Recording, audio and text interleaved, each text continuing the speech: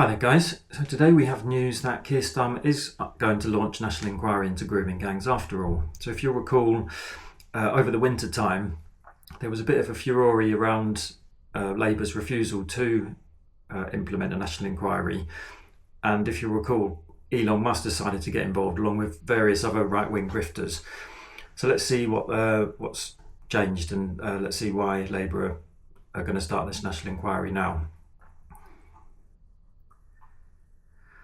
The Prime Minister said a new statutory inquiry was the right thing to do based on the findings submitted by Louise Casey, who has carried out a months-long inquiry into the abuse of young girls. I've read every single word of her report and I'm going to accept her recommendation. That is the right thing to do on the basis of what she has put in her audit. I shall now implement her recommendations. So what did Casey have to say?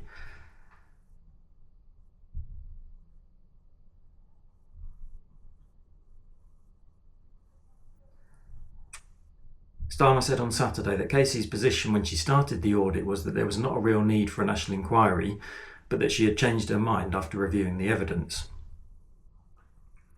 And here we go. Ministers came under pressure over grooming gangs last year after Elon Musk spotlighted the government's decision to refuse Oldham Council's request for a second national inquiry.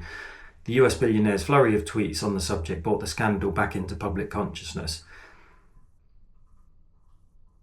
And then let's have a look. So Kemi Badenoch's also added a comment.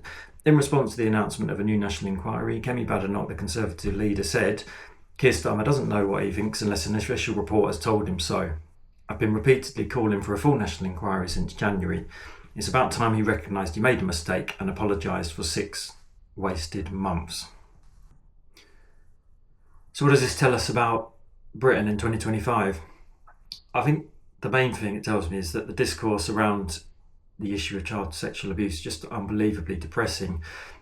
I'm sure this new review is going to be helpful. I'm sure it will broaden our understanding of the issues, and I'm sure it will make serious recommendations about what needs to be done to prevent this issue or prevent child abuse in future. I don't have any issue with the notion of this national inquiry.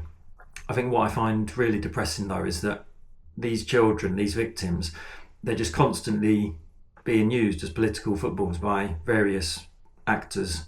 So Alexis Jay, she already commissioned and completed an inquiry into child sexual abuse, and she reported back in 2022 to the Tory government.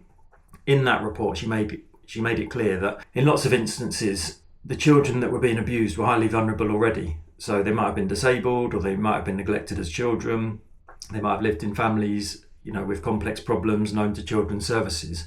But how do we in this country treat vulnerable children in families, people in the underclass?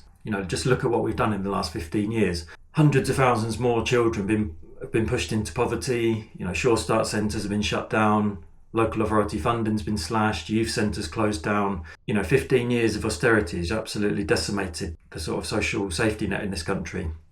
And then even when vulnerable children and families are known to services, thresholds within children's social care, for example, they've gone up every single year. So families who are struggling, they now can't get the support they need until it's an absolute crisis, whereas previously they might have been able to get some support.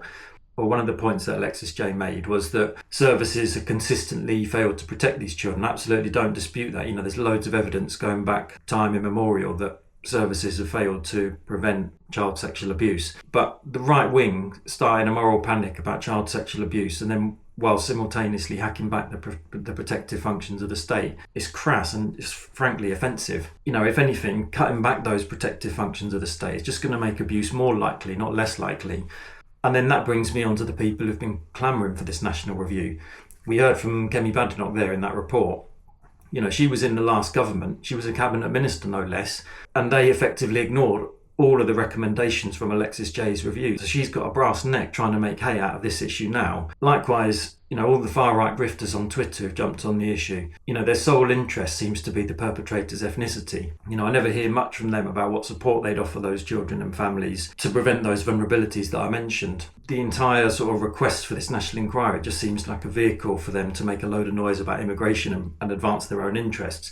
Just highly cynical, I think. And when there is so much noise and when there are so many bad faith actors involved, it's really hard to sort of cut through and actually talk sensitively about effective solutions. And then as for their actual point about Asian grooming gangs, again, that's just highly cynical. I think as the scandal around the sexual abuse in the Catholic Church noted, child sexual abuse is more an issue about power and opportunity. There are abusers of all races and religions and none. It's not unique to just one subset of society. So again, it's just highly cynical for them to be able to advance their own agenda around immigration, I would suggest. Again, the whole episode just sort of highlights how these children have been abused and degraded, and now they're being abused and degraded again in different ways to further various political aims. It's just unbelievably sad, really. From this, my only hope is that Labour actually follow through on what's recommended this time, and we can actually start to make inroads as a society in tackling this issue. And to be fair, I do have a little bit more faith in Labour than I did the Tories. This is probably Keir Starmer's forte, really, this sort of thing as a former lawyer. So hopefully when the report comes back, we can actually implement the recommendations and start to move in the right direction again after so many years of failure on this subject.